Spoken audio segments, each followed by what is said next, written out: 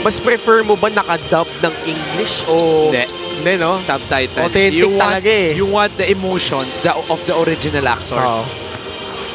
Ano yun? Spanish? Spanish. So doon ko lang na-realize na, nga no, masaya rin pala na manood ng ganun, even though binabasa mo yung nangyayari. Halos dito naglaro ng first half eh. Patapos na lang ng second quarter.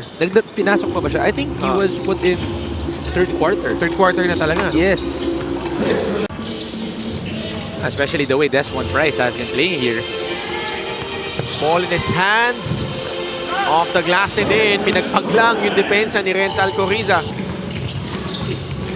Comes away almost with a steal. Martel cuts. Drives. Lays it in for 2 plus the foul. Something about today. Sideline inbound. Miko Laban flashing out was Marjun Wahing. Catch and shoot. Ken Wanitz. Anong masasabi mo doon, Coach Wanitz? Well, medyo kinilig naman ako. Thank you, Mika. Nadamay pa ako dun sa report. He got to play for me just for like a week. Obviously, with the way he's playing, he still deserves to be a professional player.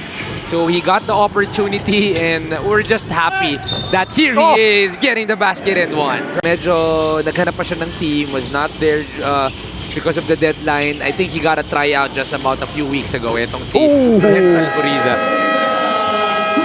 My partner, I don't know if you saw this, his former player, si Alex Compton, posted something about giving tribute to Coach Nash and Rolls.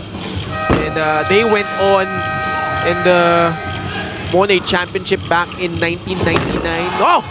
A slam dunk! Extreme ang subok at kompletong appliances brand ng Pilipinas. Eric Pili, the one-hander off the window. So medyo malalim pa ang pwede paghugutan nitong Pasay. Miko Laban in traffic, no. Kentoy Kia kinuha sa kabila. Now heading into that matchup against Binyan, yung Pasay kasi they have yet to get a win. Makaisa at makasilak against Binyan. They're actually one of the Novaliches. ano Valiches ba yun? Ay, tama sa Bataan. Tama sa Bataan. Teka. Magkasunod lang pa sila sa Novaliches. With now, it's still the recovery of Yaman Galman. You need someone to hold the ball because that is something that they've been relying on heavily throughout the season. Desmond